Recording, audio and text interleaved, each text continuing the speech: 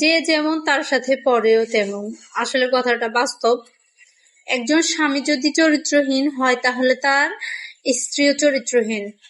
আমার হাজবেন্ডের সাথে আমি কথা বলতেছিলাম আর কি, বাড়িতে, ও তো বাহিরে থাকে, তো বাড়িতে আর কি আসবে একজন বলতেছিল, তো হঠাৎ করে বলতেছিল ও ওয়াইফকে ধরার জন্য দেশে যাবে।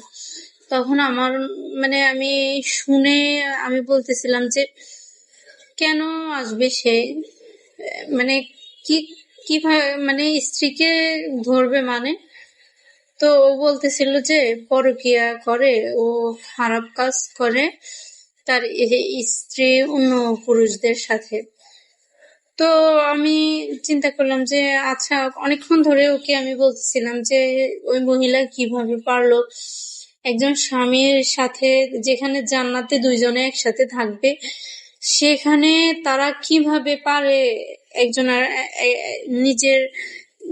নিজেকে ঠকাইতে, যেখানে আল্লাহ তাআলা পর্দার বিধান করে দিয়েছে শুধু একজন স্বামী এই এই স্ত্রীর জন্য, স্ত্রীর সব অধিকার স্বামীর জন্য সবকিছু। তো সেখানে তারা কিভাবে পারে, যেখানে জান্নাতে একসাথে থাকবে, জান্নাতে দুইজনে একসাথে থাকবে, সেখানে হুররা এতটাই সুন্দর যে তাদেরকে একজনকে যদি এই দুনিয়া পাঠাইতো তাহলে পৃথিবীর সব পুরুষরা ওই একজনের জন্য পাগল থাকতো। কিন্তু জান্নাতে তাদের এই সৌন্দর্যের কোনো মূল্য নাই, শুধু একজন স্ত্রীর মূল্য আছে। একজন স্ত্রী সেখানে ওই হুররা হবে দাসী, আর স্ত্রী হবে জান্নাতের সর্দারনী। মানে এটা ভাবা যায়, এই দুনিয়ায় এত কিছু পাইছে, এই জিনিসটা জান্নাতে যাওয়ার জন্য কতই সহজ।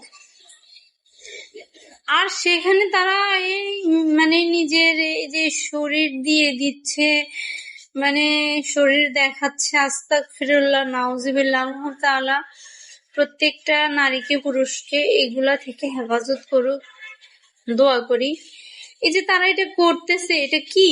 হ্যাঁ, তো আমার হাজবেন্ডের সাথে আমি এগুলো বলতেছিলাম, পরে হঠাৎ করে আমার মাথায় আসছে, আচ্ছা ওই লোকের সম্পর্কে তো তুমি দেশে থাকতে একদিন কে জানি কল দিয়ে বলছিল যে এই ছেলেটা একটা মেয়ের সাথে খারাপ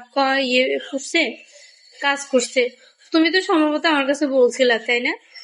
পরে আমার হাজবেন্ড বলে হ্যাঁ হ্যাঁ, সেও অনেক নারীর সাথে খারাপ সম্পর্ক রাখছে।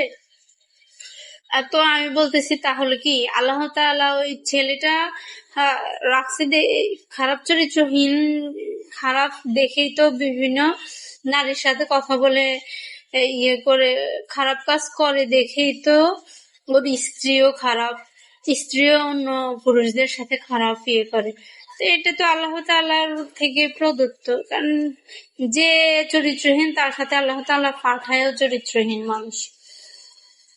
আমি যতদূর জানি, আমার দেখা যতজন আছে, যতজনকে দেখছি যে হাজবেন্ড যদি চরিত্রহীন হয় তাহলে স্ত্রীও চরিত্রহীন হয়।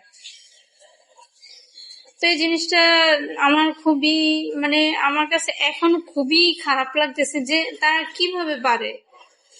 এটা তো একজন স্বামী স্ত্রীর হক, অন্য পরপুরুষ পরনারীদের সাথে তো সবকিছু হারাম, দেখা দেওয়াটাও তো হারাম। আর সেখানে তারা কি করবো, খারাপ কাজ।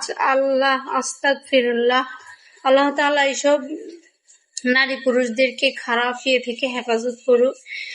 আল্লাহ ইসলামিক নিয়মে চলার জন্য তৌফিক দান করুক, আমিন।